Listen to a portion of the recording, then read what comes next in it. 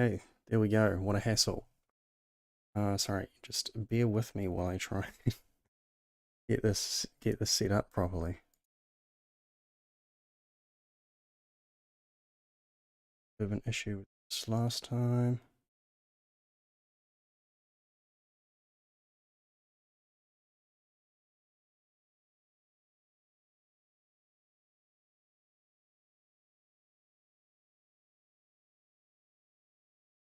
Bit properly last time.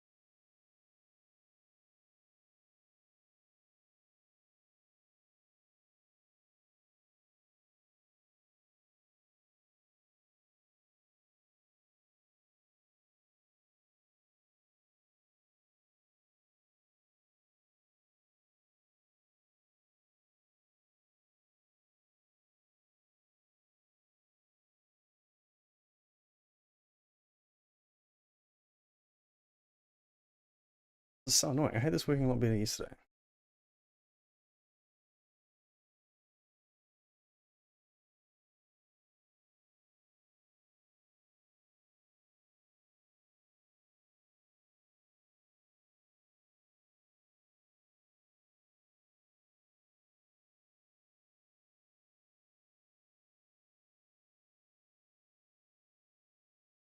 So that one's not good.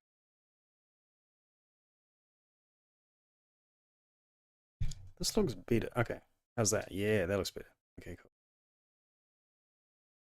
That's okay. All right, that looks a lot better. Okay. Welcome to the Football Friends podcast. Your boy Gage here, of course, with my new video setup. So this stream is kind of just a little bit of a test run to see if I can get the video to work, and as you can see, I'm already having a few technical difficulties, but that's okay. You know, you live and learn. Unfortunately, Eddie and Ash are unable to make it today anyway, and I mean this is, you know, that's reasonably good timing considering that after the passing of Queen of England, you know, there has been a lot of football. A lot of football has been cancelled. A lot of our games have been delayed. There was some Champions League fixtures today that we could have discussed, but yeah, they're both unfortunately sick at the moment, so it's just me. But it gives me a good chance to actually sort of test how all of this is going to work and things like that. So yeah. Anyway, I just need to get everything sort of set up here. So if this works, oh, there we go. Have some Football Manager here, which we'll play soon,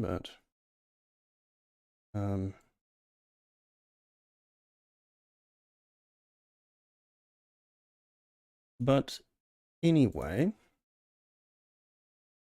we'll start out by talking about I do have a few articles to go over here today. This is one of them, but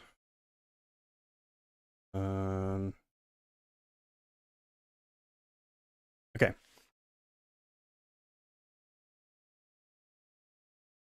So first of all, let's talk about Chelsea and Todd Boehly and how they have let Thomas Tuchel go, and I've already covered this a couple of times, but this will just sort of be the last video I'm going to do on it for now. But yeah, so Chelsea co-owner Todd Boehly has explained the club's decision to sack Thomas Tuchel as manager. So Tuchel was fired after the 1-0 loss to Dynamo Zagreb in the Champions League, but he indicates that it was more about the breakdown in his relationship with the new Chelsea owners. I may have alluded to in the other video that they were sort of thinking that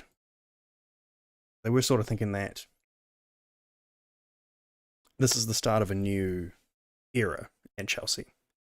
And that sort of means hiring some new personnel, changing the sort of culture of the club and all those kind of things. And so that's why they're sort of going with a manager like Graham Potter, because I think that that's going to be sort of more what they want to go for.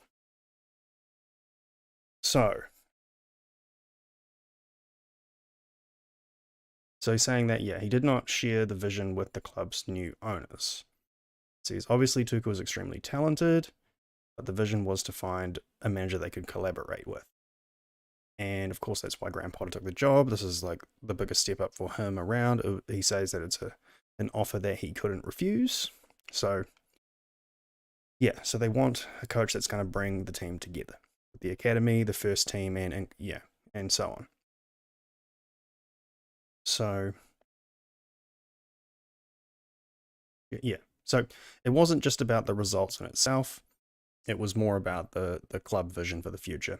And they're going to invest in a manager like Graham Potter because they think long term, he's sort of more what they want. And so after these match postponements and things like that, all of Chelsea's matches have been delayed and so on. So we haven't actually seen Graham Potter in action yet until his first match will be in the Champions League, Chelsea versus Salzburg. So I believe this match should be tomorrow. And yeah, it'll be interesting to see how Graham Potter is going to set up in this regard, and to see if he can do better with the squad that Chelsea had, because obviously they struggled against Dynamo Zagreb last time. So yeah, well, yeah, I'm very much interested in this. I'm curious to know how Chelsea are going to go in this regard. So his first, yeah, and so saying here that Potter won't have his first league game until October, but this will be the first match in charge.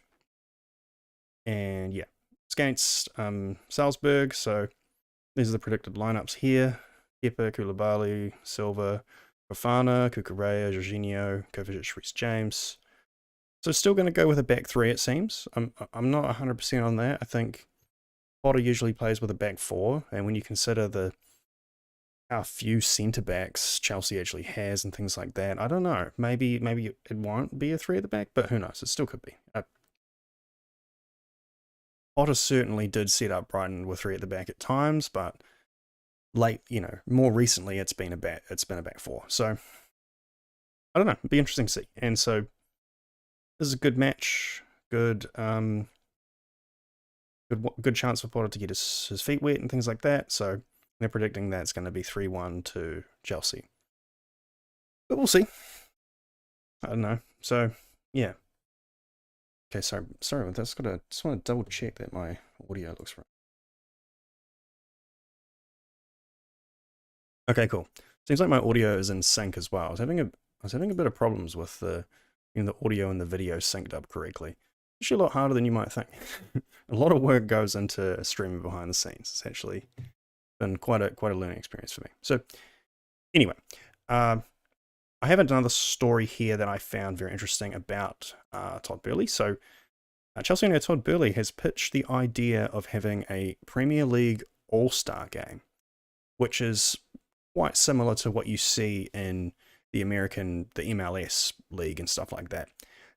They have like a MLS All-Star team, and sometimes you see this team having a few matches, but what is actually proposed in this regard is like a conference sort of match. So you would have Premier League North versus Premier League South.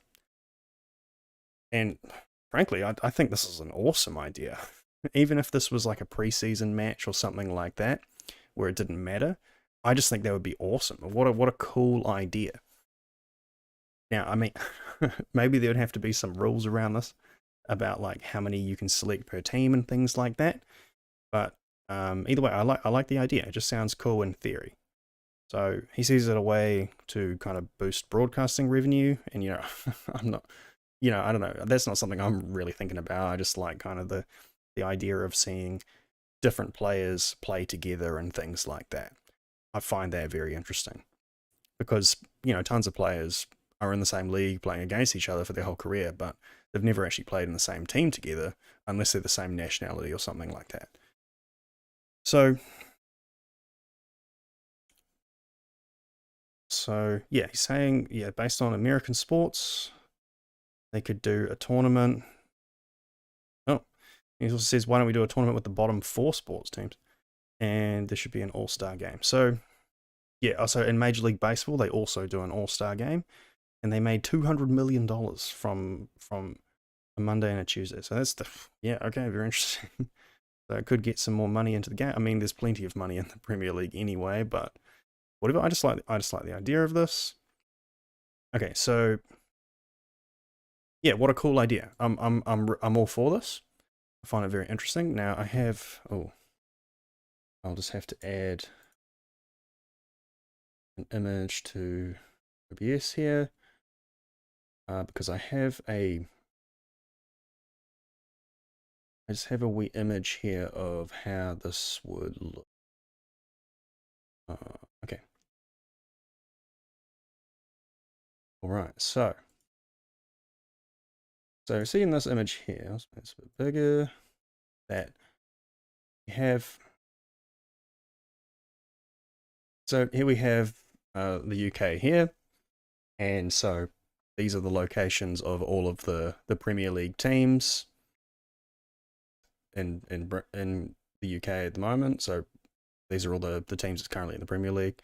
So there's some other lower division teams around here too, but essentially the cutoff is sort of this line here between, so just above London, and so anything lower than this line with Spurs and all these ones down here, that'd be the South Conference, and then all the ones up here would be the North. And so conveniently, for this season, that actually works out as 10 teams each. So 1, 2, 3, 4, 5, 6, 7, 8, 9, 10. So you get Newcastle, Leeds, Manchester United and City, Liverpool, Everton, Wolves, Villa, Leicester and Forest, all up in this Northern Conference. And then in the South you get Spurs, Arsenal, Chelsea, West Ham, Fulham, Brentford, Crystal Palace, Brighton, Southampton and Bournemouth. So obviously most of these are London teams, of course, but so it's kind of like, the North versus London, but oh well. But either way, this is cool. I'm really into this idea. I think this is super cool. And it's very convenient that it sort of works out as it does, I'll just put this over here for now, just to keep this in mind. So this is how it would look. And so I also have an article here that where someone has done the work of imagining how this would look. So Premier League All-Star teams imagined. Now, of course, this is just the best players from all of these teams and so on. So, it's like 90% Manchester City in the south, in the north, and,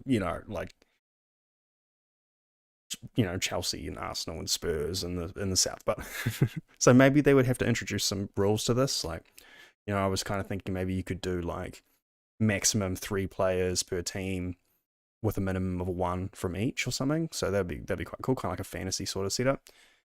But I don't know. Who knows what the rules would actually be? Again, this is all just talk at the moment. There's nothing official, obviously. But so here we go. This is the North 11, and set up in a 4-2-3-1. So fits in there. So of course, starting off, we have Alisson in goal from Liverpool, of course. Look at this entire team. It's just this entire team is just Liverpool and Man City, and then 1 player from United. So look, I wouldn't exactly have it like this, but yeah, either way, you have Alisson in goal, and then the back line with Cancelo, Van Dijk, Diaz, and Alexander-Arnold. And then midfield, you've got Rodri and Casemiro. That's pretty robust, I gotta say.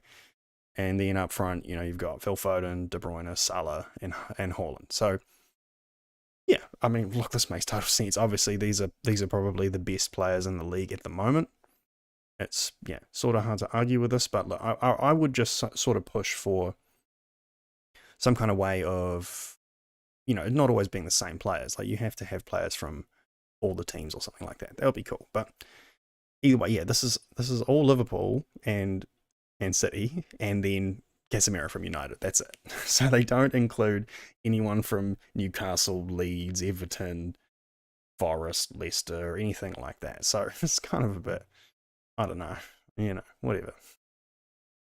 And then anyway, they would play against the Southern 11, which is set up in a 4-4-2.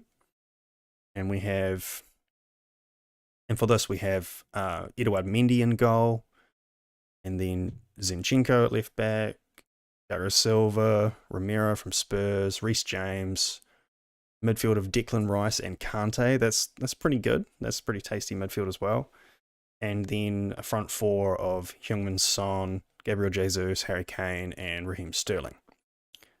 So again, this is basically just Chelsea, Arsenal, Spurs.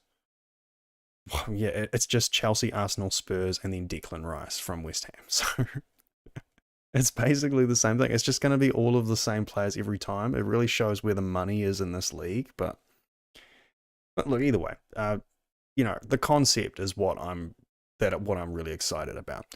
I wish this could happen. Yeah. So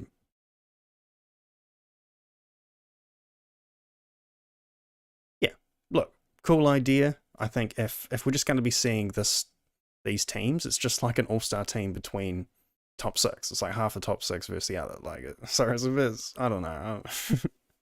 It'll just be, yeah, Liverpool, Man City, Man United versus Spurs, Chelsea, and Arsenal. That's hardly a league all-star team. It's a top six all-star team. So yeah, again, maybe they need to add some specific rules to this, but concept itself sounds good to me. Really cool. Okay, so let's see what else I've got here. Covered all these things. Okay, so since I was away on holiday, there's actually been quite a bit happened while I was away that I wasn't able to make videos on because I did not have my full setup with me on the road. So I suppose I'll just kind of go through kind of all the stuff that I missed out on. Well, at least try to. I actually missed quite a lot of stuff. So much has happened. Even the Queen's died and all sorts. Like, I didn't expect that to happen. So, but yeah, I haven't done a video since since the start of September, basically. So it's almost been 2 weeks. So yeah, in that time we've had the Merseyside derby where Everton and Liverpool played, and yeah, so to Paddy's disappointment, this actually ended up being a draw, and so it was just sort of, yeah, look, it's always going to be a scrap when it's the Merseyside derby. They obviously despise each other so much, and so it's always a tough match, no matter like if it's home or away. It's just so. Yep, a draw is sort of what happens more than not, almost. Obviously, Liverpool sort of struggling a little bit at the moment, not quite at full power at the moment. Even though they have one less point than Chelsea, they haven't fired their manager, so it's a bit funny in that way. But look, Liverpool have obviously bounced back. They had a win today against Ajax, but I'll talk about that more soon. So we also had a spectacular win from a 5-2 for Brentford against Leeds, with Ivan Toney scoring a hat-trick. Very good. It seems like Ivan Toney is actually really coming into his own this season in the Premier League. I certainly doubted Brentford, and then they sort of showed Manchester United what for in a recent match, which was, you know, quite disappointing, but like, what can you do? But yeah, Ivan Toney seems to be just sort of in his groove at the moment. He's probably looking at, he may even get himself another, like, a good move, and I think Manchester United have actually been interested in him, but we'll see what happens. Either way, decent player. 5-2 win is really solid there. Chelsea did actually win over West Ham in a London derby there, with Chilwell and Havertz scoring. This was still obviously Tuchel, but it was before the Dynamo Zagreb match that that was when he was fired. So they did actually win. So the results haven't even been that bad, but like I said, the firing was more over other factors than just the loss itself. Yeah. So then Newcastle and Crystal Palace both picked up a point and a 0-0 here. And then Bournemouth finally got a win. Well, I think it's their second win, but like they've been struggling too. But then they managed to get an away win, 3-2 over Nottingham Forest, with Johnson, Kouyaté scoring for Forest, Solanke, Billing, and Anthony scoring for Bournemouth. So, yep, decent scoring game there. And to Ash's delight as well, Spurs have won again too. Kane scoring another goal, and Højbjerg. But then, of course, Mitrovic has been scoring pretty freely this season as well too. I also sort of doubted Fulham, kind of thought they'd struggle, and especially Mitrovic. I always thought he was kind of not good enough for the Premier League. But again, mate, he seems to be coming into his own this season too, and he just seems to keep scoring. So what can you do? So up next, we have, Wolves have earned themselves a point. Got a 1-0 win over Southampton at home, with Daniel Podence scoring. So Southampton have been on decent form too, so they'll probably be disappointed. But I mean, it's a away match against Wolves. It's a tough match. Wolves are a solid team, so yeah, can't be too disappointed with that one. And now Aston Villa managed to draw with Manchester City at home, with Bailey scoring, and then Haaland also scored too. And this was, I believe this goal was like record breaking for Haaland. He scored like, I can't remember what it was right now. It's like 9 goals. It was like 9 goals in the first 6 games or something ridiculous. So Haaland is still in good form. It was reduced down to 1 goal. And that even sounds funny saying, like, yeah, but it's, yeah, I mean, I suppose Manchester City probably wanted a win there. It doesn't seem that like anyone has been quite consistent enough to win the league yet. We all thought that was going to be Arsenal, but then Manchester United were able to kind of break that streak as well. Sorry, but just before I go into that, Brighton also had a 5-2 win. So of course this was one of Potter's last games for Brighton, and skin of 5-2. It's probably good. Like, all right, let's sign this guy. He's pretty consistent. So, yeah, 2 goals for McAllister, Trossard, and even Moises Caicedo scored a goal. And then Iheanacho and Daka on the other side for Leicester. It's getting pretty bad for Leicester. I'm pretty sure that they are 20th, bottom of the table. And I haven't seen Leicester struggle this hard in a long time. And so is Brendan Rodgers still? Yeah, that's something to check.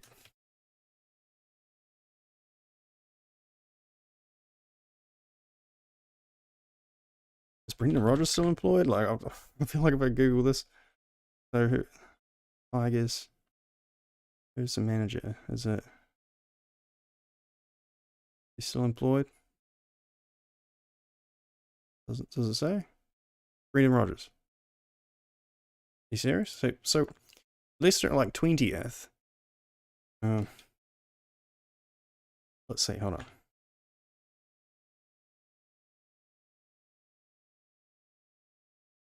When are you going to be fired?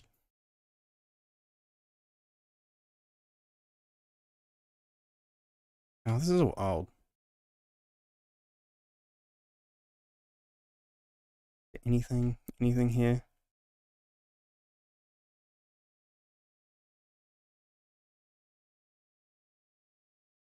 See, this is just so funny. Like, doesn't seem to be any threat to Brendan Rodgers' job at Leicester at the moment, even though they're 20th. But then you're Thomas Tuchel and you get fired for getting 10 points from 18. So it's so crazy. Football's bizarre sometimes like that. But yeah, so Leicester in a lot of trouble. Brighton playing extremely well. Be interesting to see how they go without having Graham Potter as well. So yeah, quite interesting to see how that happens. And now, what I kind of wanted to cover the most was Manchester United were victorious yet again in the Premier League. Ten Hag has been on a good streak lately, and there was a thrilling 3-1 win for Manchester United over Arsenal, which I was very happy about. This broke Arsenal's winning streak. This was the first game that they had lost, and there was a little, this was a decent match. I felt like Manchester United played really well on the counter and things like that. And there were parts of the game where Arsenal actually dominated, and they definitely had a lot of chances where they could have won. The first kind of controversy was there was a goal ruled out in the start because Odegaard fouled Eriksen in the build-up, and it seemed to be.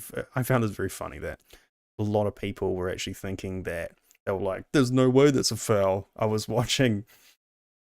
What was it?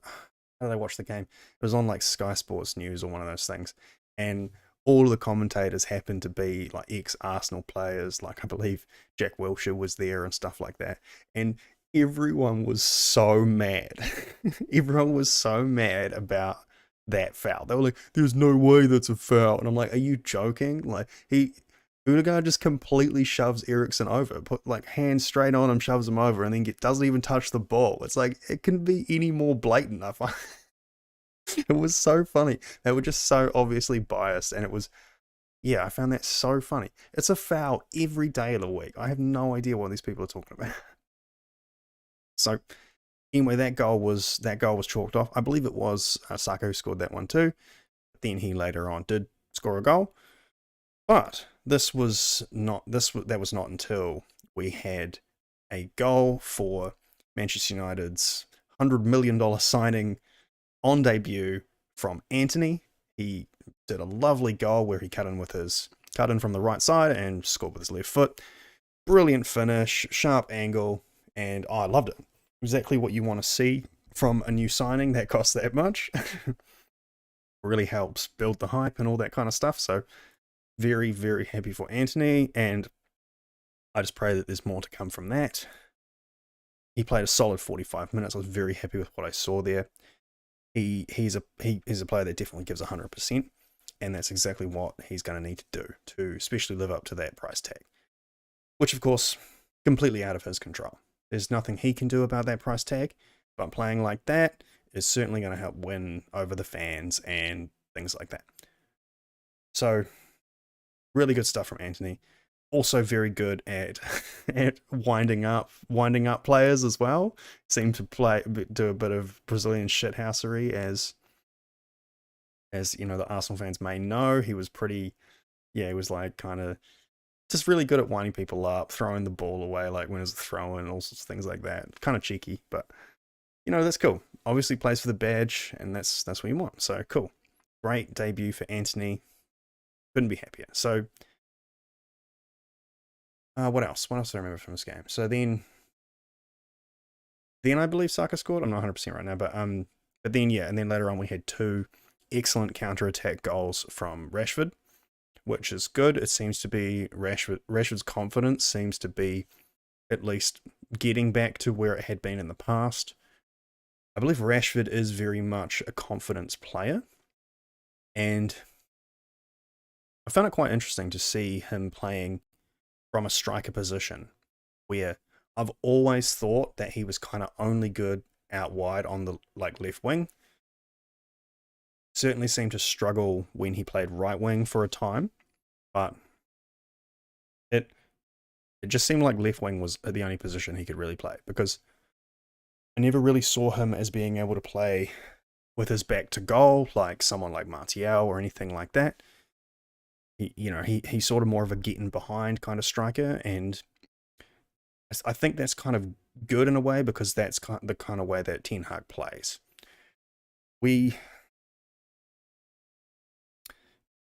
Hard to know how that would work in a high press though, because even though that, that's Ten Hag's system, we haven't necessarily been playing as high of a press as we would want to. because we're sort of playing with what we've got. And we knew that we had to sort of play on the counter attack for a team that was as well organised as Arsenal. I kind of thought we would lose this game, to be honest, but seem to have managed to steal these couple of points. 2 great goals from Rashford. Exactly what he needed to get his confidence back up. And hopefully we'll see more of that. What I was saying was that both of these goals were sort of still scored from wing kind of positions, like pace was used and all that kind of stuff. So again, I don't know how he will go long term in the striker position, especially when Martial is fit again, and if Ronaldo is able to sort of get back to peak. Of course, Ronaldo has been coming off the bench lately, and a lot of people are trying to say, like, because he's done, like, he's toast, his career's over and all that stuff, but the people are forgetting that he was delayed by like 6 weeks. He didn't train with the squad for about 6 weeks. So he's actually 6 weeks behind everyone in terms of fitness and all that kind of stuff. You want to think that a player like Ronaldo is an exceptional specimen and he's 6 weeks fitter than everyone naturally, but of course that's just not the case. That's not how it works in football and stuff like that. So but that's it. I think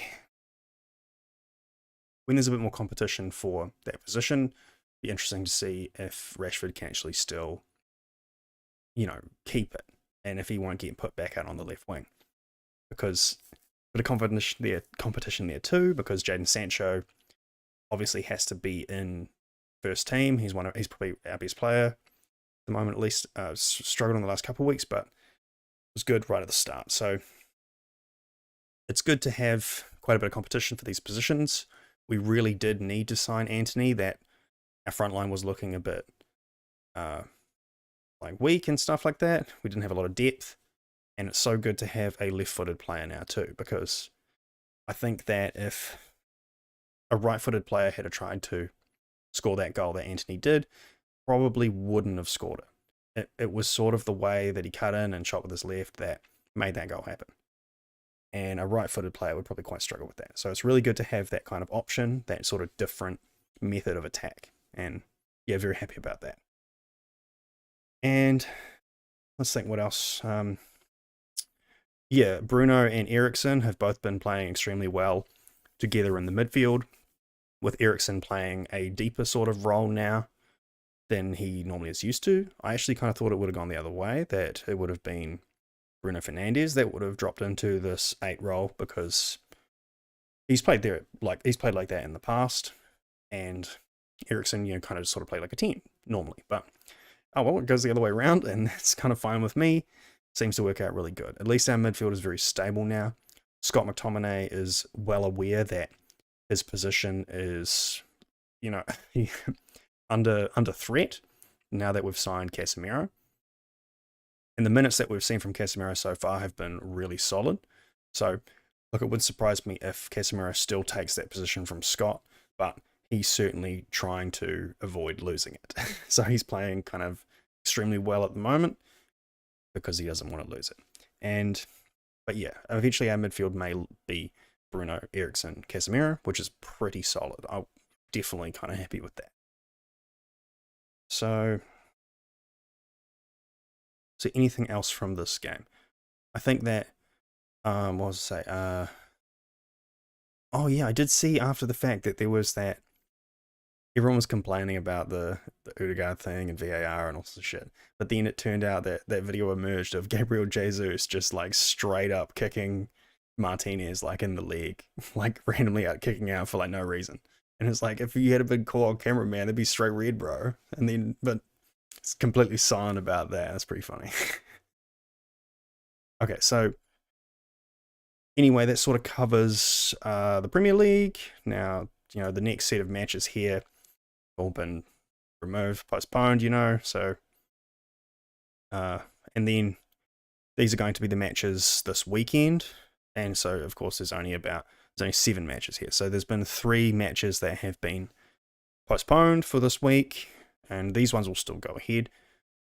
I think Manchester United was going to play Leeds, but then that match has been delayed. So yeah, those matches have all been canned, and then the next set of matches isn't until October. So 6 teams in the Premier League are going to be waiting until October before they actually have another match, which is quite annoying. So Manchester United have no Premier League matches until Monday the 3rd of October, and it's going to be the Manchester Derby. So it's that's kind of rough. It'd be good. It's going to be tough for our form, I think. There's an international break, and so I don't know. That's tough. That makes it really difficult. We have Manchester City away, probably expected to lose this match anyway, but yeah, I don't know. Makes it a bit difficult, but look, it makes sense. Of course they're going to halt football and stuff like that for the Queen dying. It's just sort of, yeah, what you'd expect. Okay, but anyway, I will now. Oh, I didn't even talk about. I had all the stats here for the Manchester United Arsenal game. So we actually did do better on XG, 1.8 to 1.3, and yeah. So that's right. We went 1-0 up, and then they leveled it, and then Marcus Rashford scored 2 goals at the end. So, sort of how it was set up. This was the turn of events. Yeah, we used 3 subs. Oh no, we had. Oh, so wait, yeah, Ronaldo came on at 58 minutes. So we used 4 subs. It's been good having the 5 sub rule. So get quite a lot of change. Good to have depth these days. So yeah, here we go. Arsenal did beat us on possession and passing accuracy and things like that. Because that's it. I thought that there were parts of the game where Arsenal played extremely well, but Manchester United was so compact as a defensive unit and happily gave up possession, which is not the way that Ten Hag wants to play, but it worked. You know, that's all that matters in the end. So, and sort of seems like we kind of just did more with the ball overall. Yeah. Okay, but anyway, so since then, I'll talk about the Champions League in a minute, but might as well talk about the Europa League match Manchester United had, since I'm on the topic. So Manchester United have lost since the Arsenal game, played against Real Sociedad at home in the Europa League, and it was disappointing to not win this game. It's our first game in the Europa League. This was probably it's not the hardest. It's against the hardest team that we have in our group, but it's at home. You know, maybe we'd lose this one away, but losing it at home really sucks. It's not ideal. And so we had a bit of a rotation in this match. So of course we had Cristiano Ronaldo started his first match so far. Had Elanga got a start as well, and Antony as well. Needed to get another start just to get him up to speed. We have Fred, Eriksen, and Casemiro midfield. Start for Casemiro as well. And then also we had, so Lindelof and Maguire actually got game time for the first time in a while. And Diego Dalot played. Diego Dalot's been fantastic, actually. I can't, in all matches, to be honest. Very impressed with Diego Dalot at the moment. Player I certainly wasn't 100% keen on as well, so good to see. And De Gea retained his place, so we didn't, or maybe we did later on, but yeah, we still haven't had a start from Dubravka yet, but that should happen eventually. And so yeah, I say this because I wasn't actually able to watch this match in full because in New Zealand the broadcasting sort of rules are a total pile of shit, and since I'm signed up to Sky TV, you can watch the Premier League, but if you want to watch Champions League, Europa League, or anything like that, you have to sign up to a completely separate service. And I don't really want to pay for two separate services that are like, $25-$30 a month each. It's pretty ridiculous, man. It's so, why you gotta make it so difficult, man? Like, come on. But anyway, so I've only managed to watch like extended highlights and things like this, but so my analysis is not going to be perfect, but that's okay for now. So yeah, it seemed like it was a pretty end-to-end kind of game. Both teams sort of seemed to defend quite well. And I think, Sociedad are a team that have been sort of performing very well. I think they have a bunch of good players. They're a solid team in La Liga, and they are sort of more creeping up the table a bit lately. And yeah, it was a tough match. It seemed like maybe it should have been a draw because the one goal that was scored, which was by Bryce Mendes, was a penalty, and everyone around seems to agree that it was like one of the harshest penalties of all time because it was Alessandro Martinez who gave him the penalty and actually got a yellow card for it too, where it was a handball in the box, but it was it was ridiculous. It's never a penalty. It's so annoying. The ball gets kicked at him. It deflects, and he blocks it with his foot, like a kind of like a diving tackle kind of thing, and it deflects off his foot into his arm as he's turning away. There's absolutely zero chance that this was intentional in any way, and since he's sort of diving and falling, his arm is actually in a completely natural position, or how it would be when you are falling and things like that. So for it to be a penalty is absolutely absurd. I'm totally salty about this one. It absolutely should not have been a penalty, and the fact that it was a yellow card as well was so harsh. It was just ridiculous, and I feel like a lot of pundits actually agreed with this too. They thought it was ridiculous, and like VAR and penalties and all that kind of stuff have just been so bad lately. It's just, yeah. But this, of course, this changed the outcome of the game. We would have had a point. Probably should have been a draw. That was probably fair. But to lose this match kind of really sucks. That's kind of very salty about that. But then also, United definitely had the chances to win. Ronaldo kind of had a bit of a shocker. There was a lot of Ronaldo had a significant number of chances to actually win this game and wasn't able to put the ball on target or anything like that. Wasn't able to quite be the threat that we need Ronaldo to be.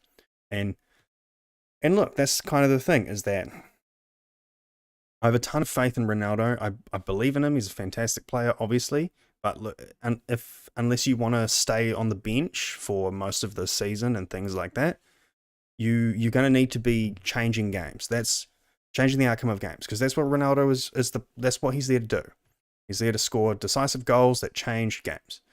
And even if he's not at his peak where he can play 90 minutes and all that stuff, what we need to see is him coming on and changing games, or doing great things with the minutes that he does have. And until then, we're going to be seeing our young guys starting. So yeah, need to see a bit more from Ronaldo, especially if he wants to be starting. So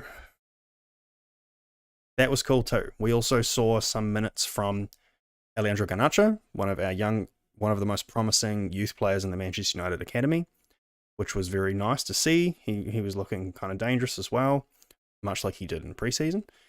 And we also saw, 9 or so minutes from Charlie McNeil, which is another decent prospect that we've had from the academy. And yeah, good to see these players kind of coming through, getting these minutes in the Europa League. Probably, may see some minutes for players like Zidane, Iqbal and stuff like that as well too, but we at least had these two for now, so that's cool. That's nice to see. And so here are the stats. We had, possession was relative. We dominated possession. No, well, not dominated, but we had more possession, more passes and things like that. But then, here we are. The shots were, both teams sat quite deep, defended really well, and sort of preventing anyone from getting a shot off. And it was that kind of game. So, tough game. So she did 19 fouls to our 9. More touches, more tackles. Had a lot of interceptions, good in the air. Defended really well overall, you just got to say. So yeah, disappointing to lose our first match in the Europa League. Obviously, it's going to be a tough slog to finish in top 4 this season in the Premier League, because there's, the top 6 is just pumped up as ever. And with a new manager, it may be tough and all that kind of stuff. So I think that winning the Europa League is possibly one of the better ways to get into the Champions League. It's probably actually easier. So, still probably will get through the group. We have a match against Sheriff next, and this is Sheriff was the team that last season beat Real Madrid in their match. So, we don't want to go in there completely complacent. We need to see a big response after losing this match and completely smash Sheriff. Because, probably still likely to go through the group, but not going through first kind of sucks. So, yeah. Not going to win every match, but need to see a response after this one. Okay, so but now on to the Champions League. So again, like I said, I've been away for a long time. We've missed a lot. A lot of matches have been played, so I haven't even talked about match day 1 from the Champions League. So I'll just kind of breeze through this quickly. So, of course, Atletico Madrid won their first match, as did Barcelona with 5-1. That's pretty solid play there. Club Brugge, Bayern Munich won their match as well. And, oh yes, so the first one I'll sort of talk about here is, let's actually go into it and see. So Napoli and Liverpool had a match, and Napoli actually won 4-1, which was quite a drubbing against Liverpool. I don't think anyone was really expecting this. Goals from Zielinski, Andre Frank, Zambo Anguissa, Giovanni Simeone, who was actually the son of Diego Simeone, the coach of Atletico Madrid. From what I understand, he got the Champions League symbol tattooed on his arm when he was like a teenager, like 13, 14, 15 or something. And, at the time, his parents were like, "What are you doing? That's crazy." And he said, "No, I'm getting it because one day I'm going to score in the Champions League. That's what this is for." And so after he scored that goal, he kissed this tattoo for the first time. So very cool story from Giovanni Simeone, because he plays a striker. And yeah, so that's cool. He's playing for Napoli now and doing all right. So cool. And then Zielinski got another goal as well. And aside from this, so yeah, within the first 47 minutes, it was 4-0, 3-0 before halftime, and then another one. So pretty poor display from Klopp here, and a lot of people were surprised that people weren't talking about sacking Klopp, but that seems ridiculous, man. For what he's done for the club, it's not just one season. He's built this club up to where it is now. And again, I think Klopp said something like, when something goes wrong at the club, I'm told to fix it. They're not trying to look for someone else to fix my problem. So yeah, and that's the thing. I do. They did actually win today, so they have sort of turned it around a bit, but I'll talk about that in a second. And then, Luis Diaz scored a goal. And this Napoli's team here, Liverpool. But, of course, Liverpool still have this injury crisis, and the midfield is still quite depleted, with Harvey Elliott, brand new kind of player in this team, and James Milner, who's like 150 years old. Milner is expected to be like a 30-minute player, like at the end of matches and things like that, even though he's super fit. But him playing 90 minutes every game is never going to work. It's going to run out of juice eventually. So Liverpool still did dominate possession, but just couldn't do enough with it. But yeah, so disappointing first match for Liverpool there. Spurs won over Marseille 2-0, sorry. Ajax 4-0 in their first match against Rangers. And so, look, respect for Ajax. What can I say? You don't know, I am a Manchester United supporter, but my family is actually originally from the Netherlands, and we actually have family members who were coaches for Ajax and things like that too. So Ajax is also my team, but obviously I want to watch the most exciting league around, and Manchester United was the sort of team I watched as a kid. So I, cross the alliances, but but yeah, goals from Edson Alvarez, Stephen Bird. You never say this one. It's like Burgwee. Burgwee? Oh, it's so annoying. And Mohamed Kudus gave the assist and scored. Actually, yeah, that'll come up soon. Kudus scored an amazing goal against Liverpool today as well. And then Bergwijn. So they have Bergwijn and Burgwee, which is kind of funny. And so I actually think both, They were both in the Eredivisie previously, but not for Ajax. So Bergwijn was from Feyenoord or something, and then I think Bergwijn was PSV or something. So kind of interesting, yeah. But so anyway, they won 4-0. That's cool. Go Ajax. Sporting Lisbon also been off to an amazing start.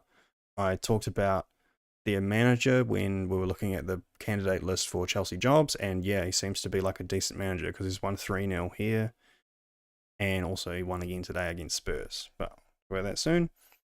Real Madrid have won as well, 3-0. Salzburg and Milan had a draw, and then yeah, PSG managed to beat Juventus 2-1. So that was kind of a big deal, I suppose. That was a big matchup. And then Shakhtar Donetsk won 4-1 over Leipzig, which is a bit of an upset. I mean, this is Shakhtar's Ukrainian team, of course, and you know they have a bit going on at the moment, as you'd say. But so they're, yeah, interesting. I'm surprised. I wonder how many of these players are actually, you know, fighting as well, fighting in real life. So, and then of course here there's this 4-0 over Sevilla for Manchester City, and I believe Erling Haaland scored a couple of goals. Oh, what happened here? Yeah, Erling Haaland scored a couple of goals in this game too, so now he's got two more Champions League goals, and I showed that graph in the other video where he's on track to obviously being like the highest Champions League goal scorer of all time, because this record is just totally insane. And yeah, so they won 4-0 over Sevilla, and Sevilla are no slouch. This is in Spain. Obviously, Pep knows how to set up against the Spanish team pretty well, but yeah, 4-0 away is a hell of a good start. And so Benfica, they won 2-0 over Maccabi Haifa. It's a new one. That's new one to me. And Dortmund had a 3-0 win as well. And then, yeah, the match that got Thomas Tuchel fired, which was the 1-0 over Dynamo Zagreb. And, okay, but then, so now on to the matches that we had today. So, Bayer Leverkusen have been victorious over Atletico Madrid, and this was a bit of an upset, I suppose. Atletico Madrid, pretty sure they would win this one, but Bayer Leverkusen has managed to hit them on the counter pretty hard and score a couple of goals. So, yeah. So, yeah, 2 goals in 3 minutes, and that's all it took. Like, yeah. So, 2 assists for Jeremy Frimpong, Andrich and Diaby scoring. And yeah, look, everyone suspected. 77% were expecting Atletico Madrid to win this game. So, a bit of an upset. And then Atletico Madrid had possession and so on, but Bayer Leverkusen just did what they needed to do and caught them on the counter-attack. But then, yeah, now here we go. Another big upset. We actually have Bayern Munich victorious over Barcelona. And so this was, of course, Lewandowski returning against his former club. Returning to Germany to play his former club, and then losing 2-0. And came close to scoring and things like that too, but it was just not that day. And yeah, Lucas Hernandez and Leroy Sané both scored goals. Yeah, 4 minutes just for these goals. So quite crazy. And then, so yeah, it's interesting seeing Lewandowski's gone and they've just put Muller up front now. Like he was playing, where Musiala is here, and they've just sort of swapped that round. Didn't even need to sign another striker. And then they beat the guy they sold their striker to 2-0. So that's pretty funny. And then, yeah, so decent setup. Obviously, I think you have Mane and Sané on the wings. That's kind of cool. And then, yeah, look, see, most people were thinking Barcelona win this one as well, which is bizarre as far as I'm concerned. I think Barcelona have, like, in total turmoil. They have so many players, man. Like, you never know who's going to play. Dembele's been on good form. And so is Lewandowski and Rafinha. So, look, they should do a little better than this. Pedri also nearly scored too. So, yeah, I don't know. Struggling, I suppose. It's just not quite set. Oh, so they've got Koundé playing right back. That's interesting. But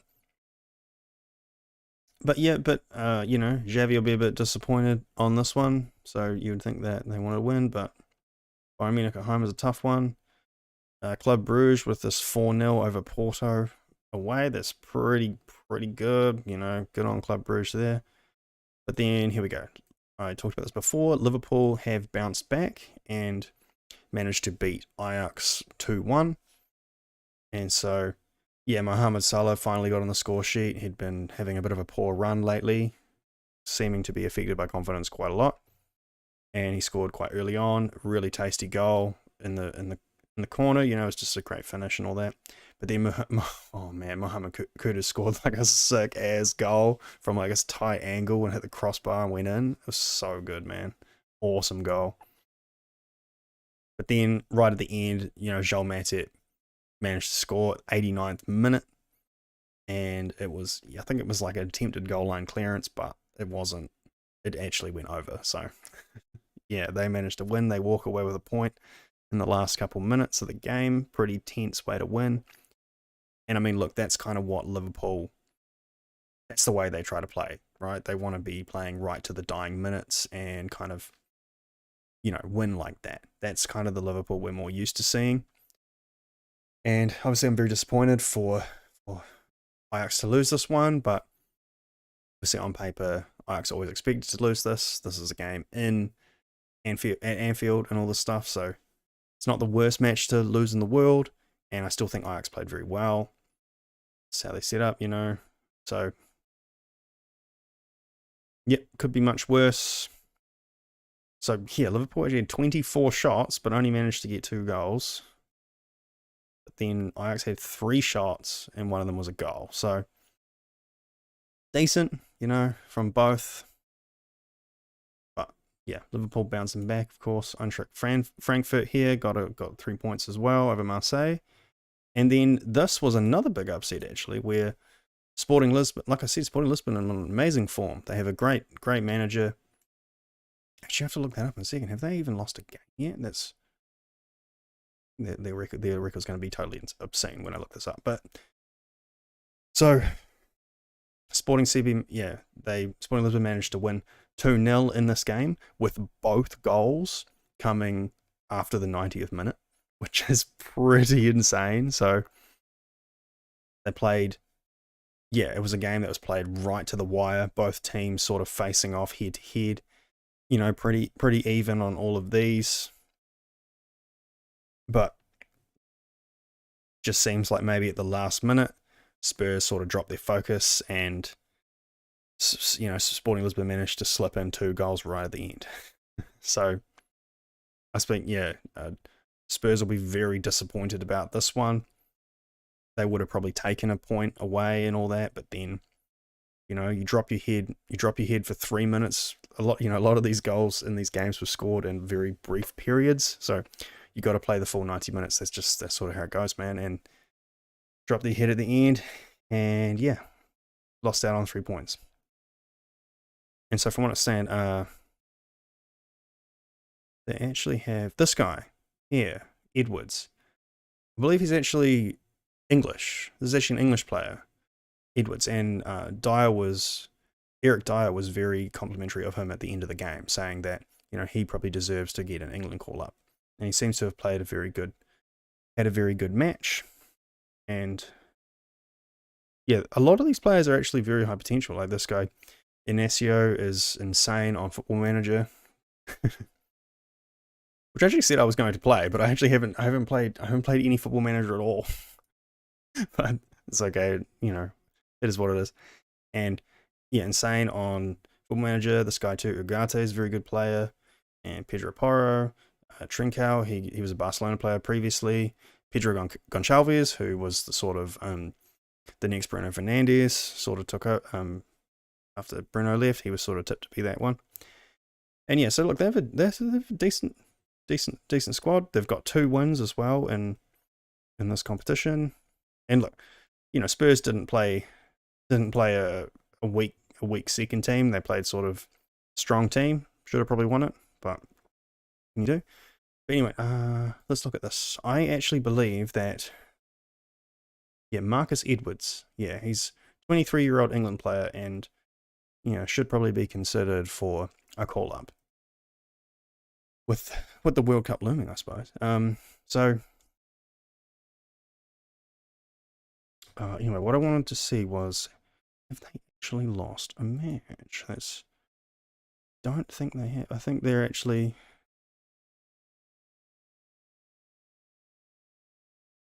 How do I look this up properly?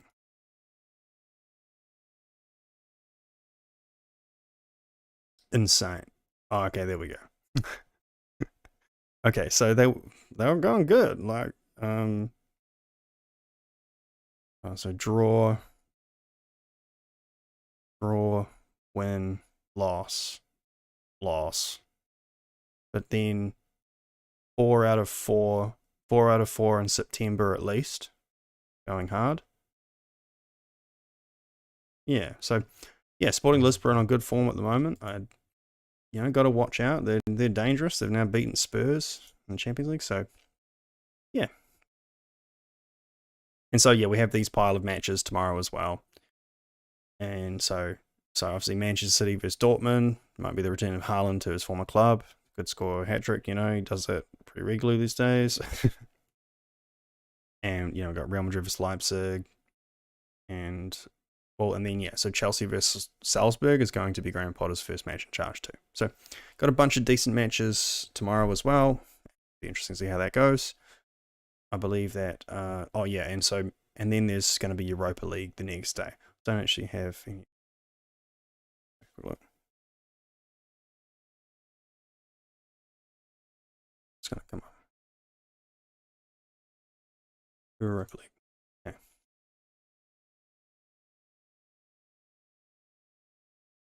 So actually too. So yeah, Manchester United are going to take on Sheriff, and then all these other random teams that it drops off pretty quick in terms of quality in the Europa League. I mean, that's pretty mean. These teams are all really good, obviously, but yeah, there's not that many big names in here. So the only thing here is that the Arsenal PSV game has been delayed because it would have taken place in London, and so then that's been postponed. So whenever, I don't know how that's going to work, but so at least Manchester United get one game. We play Sheriff, and yeah, got to win that. Got to bounce back from the last one. Okay, so that sort of covers most of the stuff I wanted to talk about. Close these. Yeah, I was actually supposed to play some Football Manager, but I guess I never got around to it. Let's just yeah, it's kind of hard to, I don't know, talk and play at the same time. I'll get better as I get better at streaming. We'll see what happens. So anyway, this was the last sort of article I wanted to talk about, or I've already gone over the hour. So, but anyway, here we go. We have the top 25 Premier League players revealed for FIFA 23, which has just been announced. And so I think if I actually, we'll see, maybe I'll get a hold of a copy of FIFA 23, and I could also stream some of that in the future, possibly. But we'll see what happens. Maybe not Ultimate Team.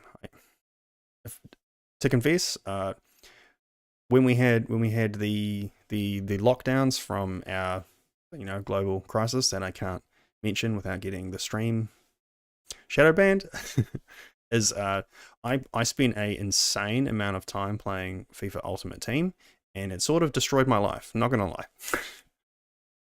You can get so obsessed with FIFA Ultimate Team. It's a crazy game.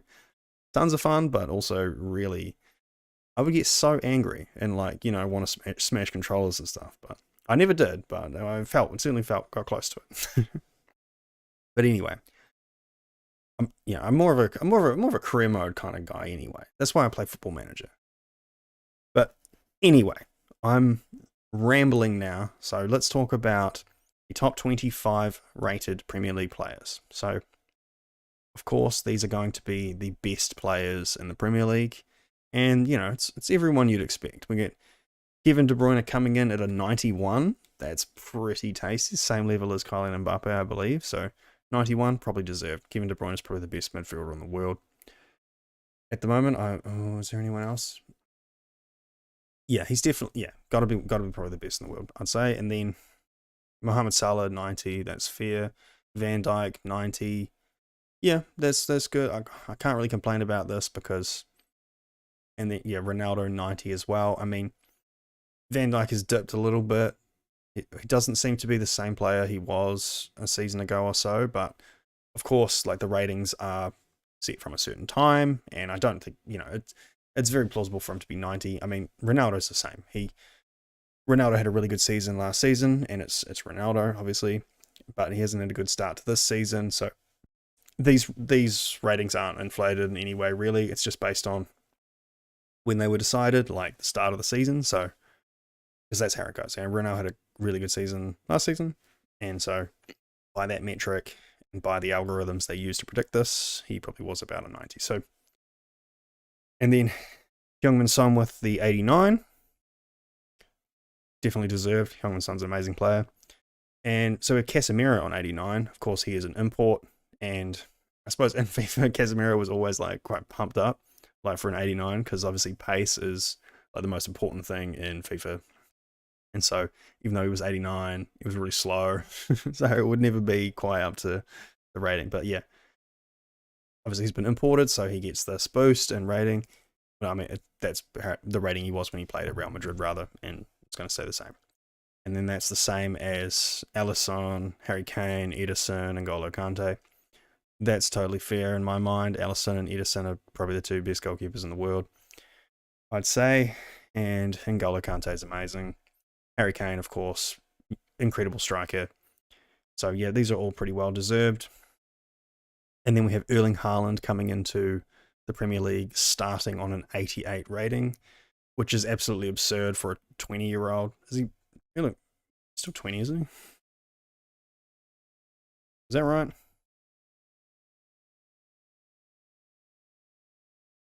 Oh, no. So he's 22. Is that right? 22. Okay. Erling Haaland's 22. How did that happen? Yeah, I feel like the last 2 years have just kind of vanished. But so Erling Haaland, anyway, he's 22 and he's already 88 rated. That's insane. Probably, yeah, 100% deserved. Erling Haaland's insane. One day this will probably be like 93. We'll see how it goes. And so João Cancelo, Ruben Dias, and Bernardo Silva, all these Manchester City players here, all 88 rated. Totally fair. Ruben Dias is amazing centre back. Probably only second to Van Dijk. João Cancelo, incredible fullback. Didn't necessarily expect him to be this good, but here we are. But just been amazing. You can't argue with it. And Bernardo Silva, of course, just incredible player. Totally fair. Fabinho with the 87, which is the same as Rodri. Which, oh yeah, that's controversial. I'd say. Personally, I honestly think that Rodri is like the best defensive midfielder in the world at the moment, and so kind of harsh for him to be lower rated than Casemiro. I feel like he'd be on the same level as that. So I don't know, maybe not quite there, but Rodri's an incredible player, man. He can do it all, and so it's also the same rating as Robertson, Koulibaly, Trent, Alexander-Arnold. So Robertson and Trent both 87 down the flanks for Liverpool. That's pretty ruthless. Probably fair.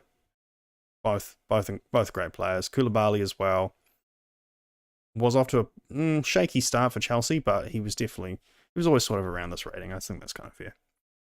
87. Hugo Lloris still hanging on at 87. Just doesn't seem to get any. I feel like Hugo Lloris is like playing forever.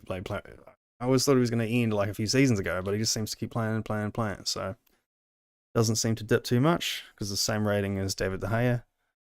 Yeah, I suppose that's about right, I'd say. But yeah, and then just slightly below that we have Edouard Mendy. Yeah, because Edouard Mendy is a fantastic goalkeeper. He just seems to have a couple of mistakes in him. Lately, he's not been good either. He's been on pretty poor form, but And then so we have, oh my god, these are all City players. Like nearly every player in here is like from Manchester City. So Laporte, Mahrez, both from City, obviously 86, and then Raheem Sterling was Manchester City and is only just transferred to Chelsea. So basically, this is just like Manchester City's entire squad. It's pretty unfair, FIFA. What the fuck? So yeah, let's see. Mahrez, Sterling, Laporte, Rodri, Bernardo Silva, Ruben Dias, Cancelo, Haaland, Ederson, De Bruyne. That's pretty good. That's nearly their whole 11. That's pretty good. Right. Okay. So, oh, actually, it says here. So Chelsea have 4, Man U have 3, Tottenham have 2, but then 9. Yeah, there's 9 players from Manchester City, and Liverpool have 6. Tasty. Yep, kind of makes sense. They won the league, yes. What can you say? Okay, well, that's sort of everything I wanted to talk about for the podcast, I guess, today. This was more of just a chance to practice and see if stream's going to work now with video, and it appeared to went pretty well, I think. So, let me know if you ever to watch this video and you have any feedback or anything like that. I'd really appreciate that. Hopefully we should have not only the boys, Paddy and Ash, back for the podcast next week, but also football itself being back. So, because again, like I've said multiple times, with the Queen dying, all football has been delayed. And yeah, so until then, we're only going to have some European. Yeah, we've got a couple of Champions League games, Europa League games, and there's also going to be an international break. So either way, I will try. I should be coming at you soon with some more videos, daily videos anyway. I will certainly try and find some more things to talk about and stuff like that. So yeah, see what happens. Okay, so if you made it this far, yeah, don't forget to like this video and press that red subscribe button. Subscribe to the Football Friends podcast. Tell your friends about this podcast, which I'm starting to put a bit more work into because people are actually watching the videos, which I really appreciate. And yeah, I'm only gonna hopefully get better from here. So yeah, tune in and all that stuff, and I will catch you next time. So yeah, I'm just gonna end the stream here, but I might just let it run for a bit because for some reason YouTube and OBS have been like cutting off the end of my stream for some reason. I'm not really sure, so I might just let it. So yeah, I'm just gonna go off, but yeah, you don't have to keep watching anymore. Okay. Anyway, cheers. Bye.